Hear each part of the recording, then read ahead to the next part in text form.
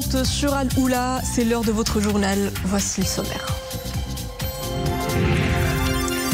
Marhaba 2024, les 17 consulats du Royaume pleinement mobilisés pour assurer le rush des départs. Notre caméra s'est glissée au cœur des services consulaires marocains à Valence. Découvrez de près les prestations fournies à nos concitoyens résidant en Espagne. La cité des Alizés renforce sa desserte aérienne. Hier, un vol inaugural a été opéré au départ de Las Palmas. Une nouvelle liaison stratégique qui ne tardera pas à faire décoller la dynamique touristique et économique entre les deux régions.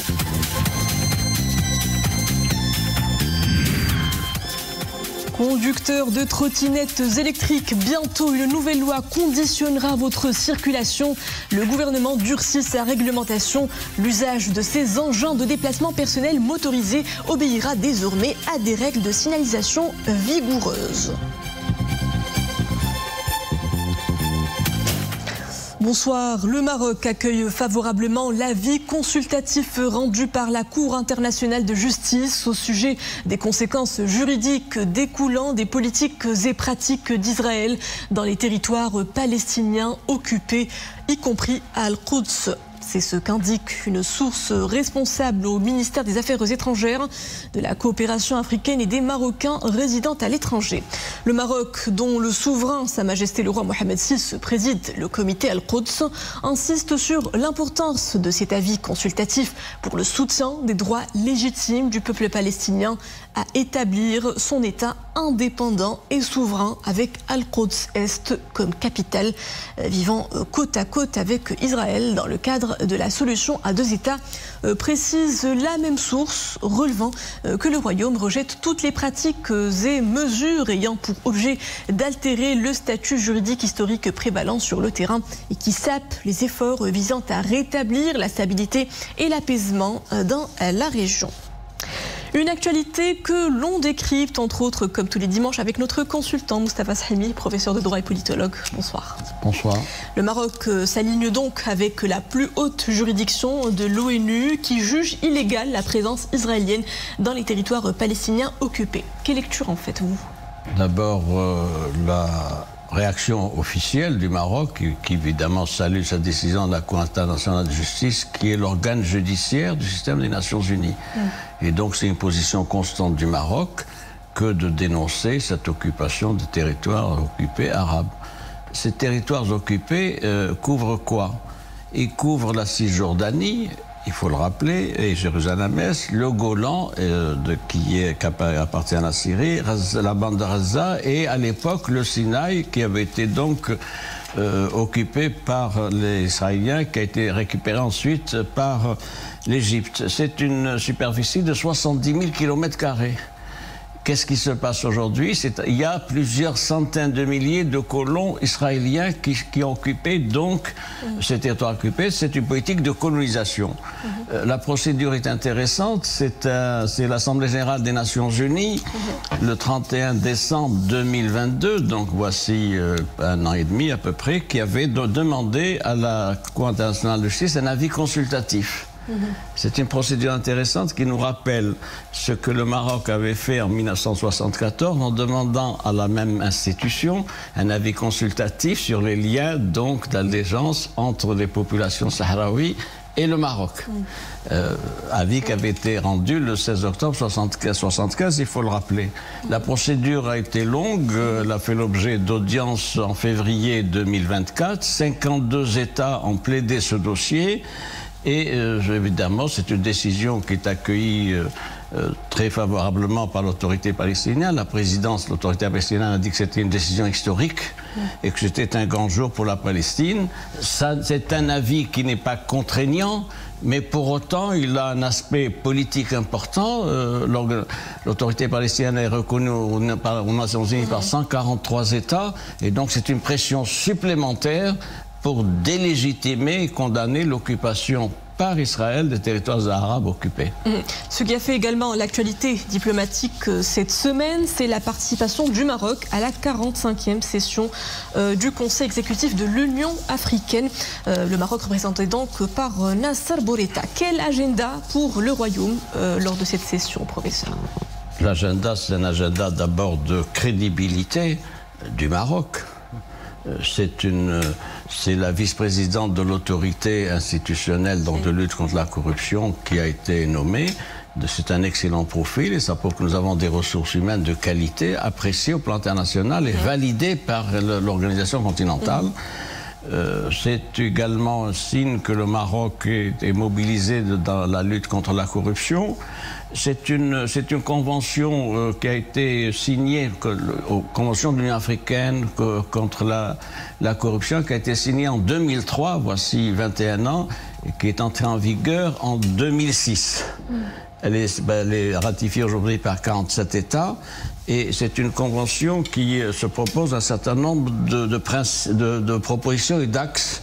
Elle propose des mécanismes efficaces de lutte contre la corruption, des mécanismes donc de dénonciation. Elle propose également une législation efficace pour la protection des lanceurs d'alerte.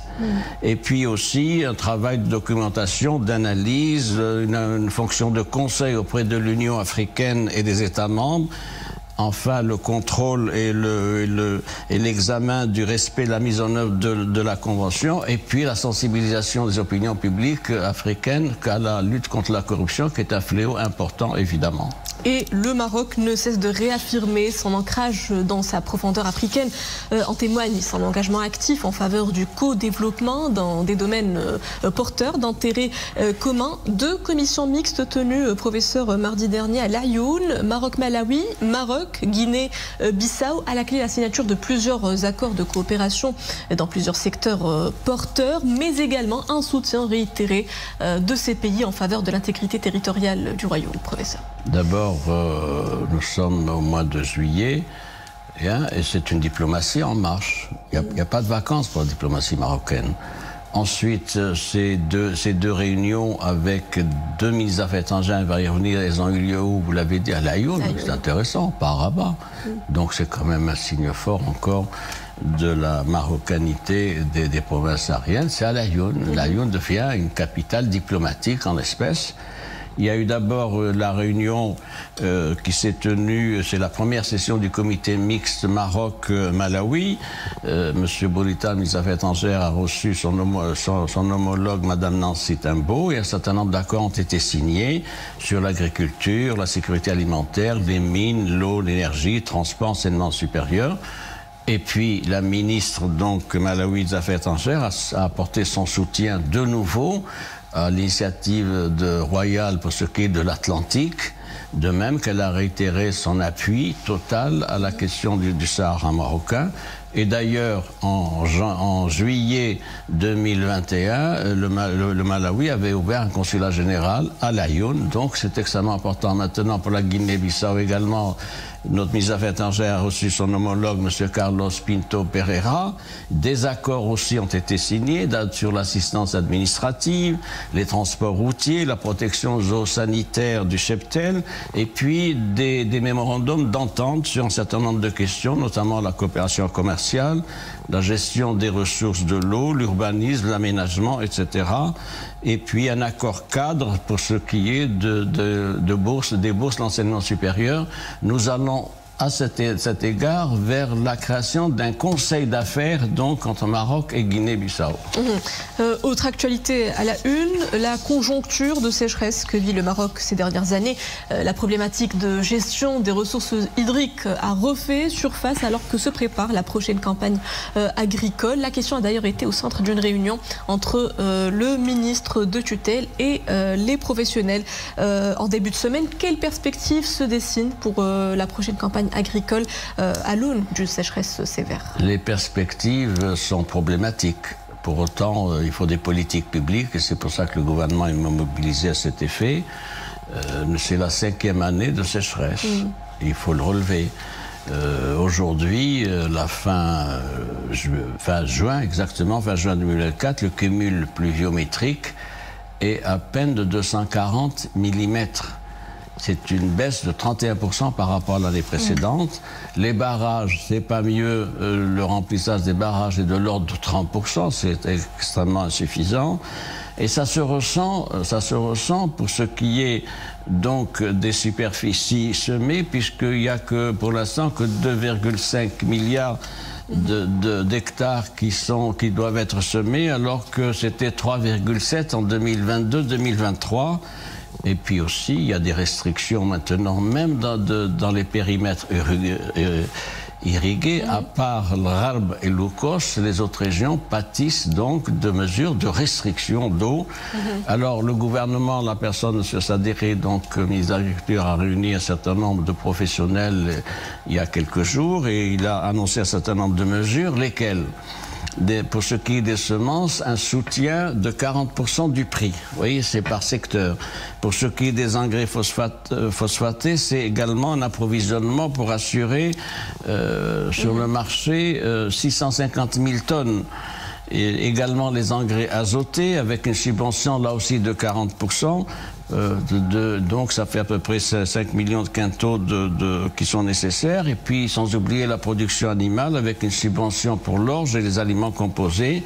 Il a insisté sur le fait qu'il y avait une stratégie génération green avec un certain nombre de chantiers structurants qui ont été évoqués. Et puis un contrat-programme qui a été arrêté avec la fédération professionnelle. Donc c'est un dossier lourd qui va peser sur les résultats économiques de l'année 2024 et plus encore sur ceux de 2025.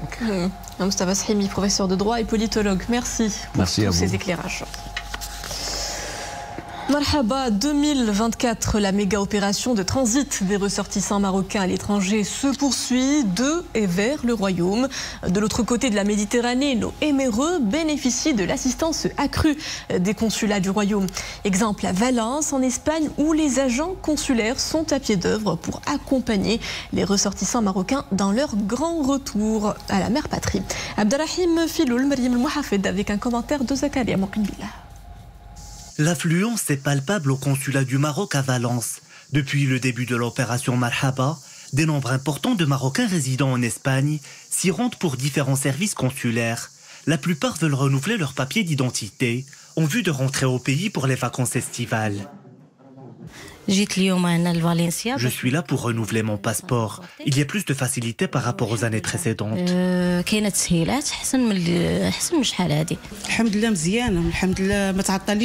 eu mon passeport en moins des 40 jours qui m'ont été indiqués. Je l'avais demandé pour pouvoir aller au Maroc cet été. J'avais pris rendez-vous par email. Nous sommes bien accueillis. Les responsables s'acquittent de leur mission comme il se doit.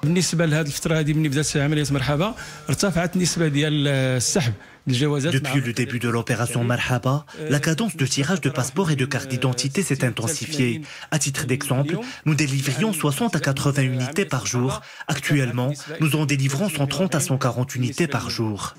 Pour faire face au rush et faciliter les procédures à la diaspora marocaine de Valence, le consulat ouvre aussi le week-end et les jours fériés, en plus d'assurer des permanences quotidiennes.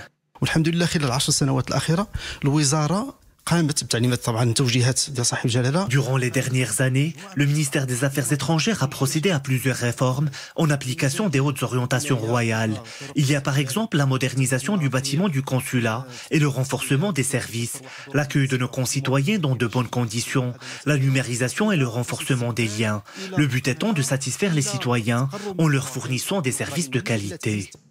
À Valence, ils sont plus de 100 000 Marocains inscrits au consulat du Royaume. Une présence importante à laquelle le consulat du Maroc tente de répondre par un service interactif et rapide, conforme aux exigences de modernisation. Autant d'efforts déployés dans le but de rapprocher les services consulaires des citoyens et renforcer leur attachement à leur pays d'origine. La liaison aérienne Essaouira-Las Palmas renforcée pour accompagner la cadence des échanges touristiques et économiques entre les deux régions, particulièrement en haute saison. Une nouvelle liaison dans un contexte qui enregistre une dynamique en termes de croissance du trafic aérien au niveau de l'aéroport Essaouira-Mogador. À ce jour, l'aéroport est connecté à 8 destinations internationales, en plus des vols domestiques assurant la liaison avec Tanger. Abdelghani Tahraoui et Boukar Barbret. Après un vol d'1h30 au départ de l'aéroport de Gran Canaria, l'ATR 72 atterrit sur le tarmac de l'aéroport international d'Essaouira Mogador. À bord, des dizaines de passagers ayant choisi la cité des Alizés comme destination pour les grandes vacances d'été. Le voyage s'est très bien passé et s'est déroulé dans de très bonnes conditions. La durée du trajet n'a pas été trop longue. Essaouira est une très belle ville. J'invite tout le monde à venir la découvrir.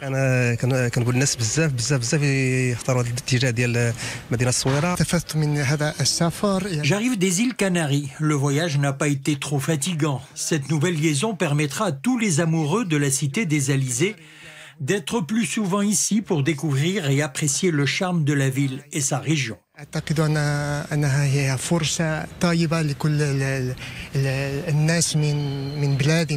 La compagnie aérienne espagnole offre cette saison une nette augmentation des sièges, 22% de plus par rapport à l'année précédente, atteignant ainsi quelques 1573 sièges disponibles pour cette liaison aérienne. L'aéroport Essaouira Mogador est actuellement connecté à 8 destinations internationales, en plus des vols domestiques assurant la liaison avec Tanger. Cette nouvelle liaison aérienne Essaouira-Las Palmas a pour objectif de renforcer l'offre aérienne au niveau de l'aéroport Essaouira Mogador. L'aéroport affiche une dynamique soutenue ces dernières années en termes de croissance du trafic aérien national. Les départs d'Essaouira sont programmés à 13h45. Les vols retour de Las Palmas sont programmés à 11h20. Pendant les mois de juillet, août et la première quinzaine de septembre, la compagnie aérienne espagnole renforcera également ses connexions avec Agadir avec un deuxième vol hebdomadaire. Parlons à présent d'un tout autre mode de locomotion très en vogue en ce moment, pratique pour les uns, tandis que pour d'autres, c'est un véritable danger public. Je vous parle des trottinettes électriques. Elles envahissent depuis quelques temps déjà nos trottoirs et chaussées, aux grandes dames des piétons et des automobilistes. Pour remédier à la situation, une réglementation de leur usage est à l'étude pour assurer leur circulation sur la voie publique. Kautara Boutir, Adnel Harras et Sofia Fegrod. Serpenter tous les matins, les rues de Rabat, les cheveux dans le vent. Amine rejoint son lieu de travail à trottinette. Cela fait 1 an qu'il utilise ce moyen de transport pour gagner du temps, mais aussi de l'argent. Surtout face à la hausse des prix des carburants. C'est d'abord un moyen de transport économique. C'est très utile dans mon travail où je dois beaucoup me déplacer. Du coup, je l'emmène où je vais. Et puis maintenant, je n'ai plus de charge. Ce ne serait pas le cas avec une moto, une voiture ou en prenant les transports en commun. Amine ne jure que par les nombreux avantages qu'offre la trottinette électrique. Hassan, lui, a abandonné sa voiture dans le parking. Et c'est un autre joujou technologique qui prend le relais, le vélo, tout aussi électrique. J'ai une voiture, je l'utilise pour circuler en ville. Mais dès qu'il y a des embouteillages, je sors mon vélo électrique. Je fais souvent le trajet de Salé jusqu'à la Médina. Et je fais toutes mes courses avec. Circuler à bord de ces engins peut être dangereux. Pour cela, un projet de décret est dans les tiroirs du secrétariat général du gouvernement. Le texte a été élaboré et il est en cours d'approbation pour réglementer l'utilisation des trottinettes et autres vélos électriques. Il y avait un vide juridique, c'est pour cela qu'un projet de décret a été élaboré. Il s'agit d'abord de définir la notion d'engin de déplacement personnel motorisé et celle du vélo à pédalage assisté. Je salue le projet de décret pour réglementer l'utilisation de ces engins. L'utilisation de la trottinette fait à présent partie du quotidien. Il faut donc la gérer et non pas l'interdire. Il faut aussi que les utilisateurs puissent conduire en toute sécurité. Ils ne peuvent plus appréhender la route sans connaître les règles de priorité ou les panneaux routiers.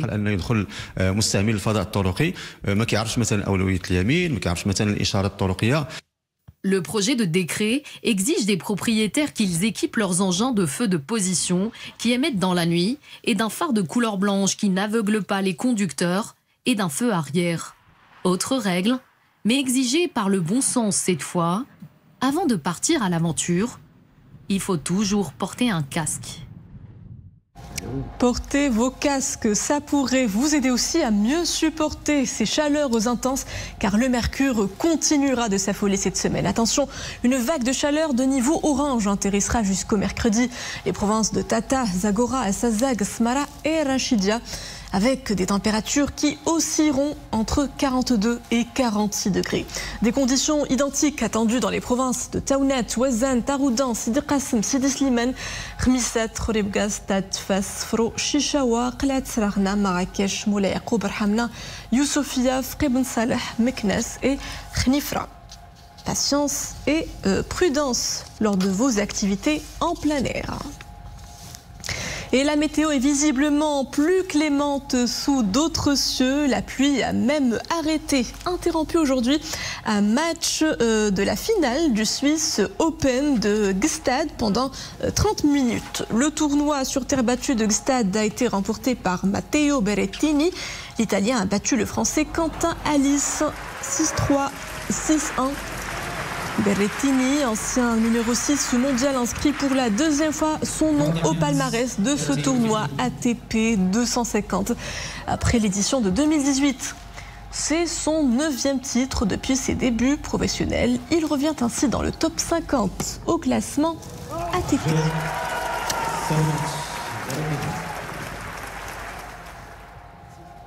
Et voilà, c'est la fin de cette édition. Merci à vous de l'avoir suivi. Le retour de l'information est à 21h. Excellente suite des programmes à tous sur Alula.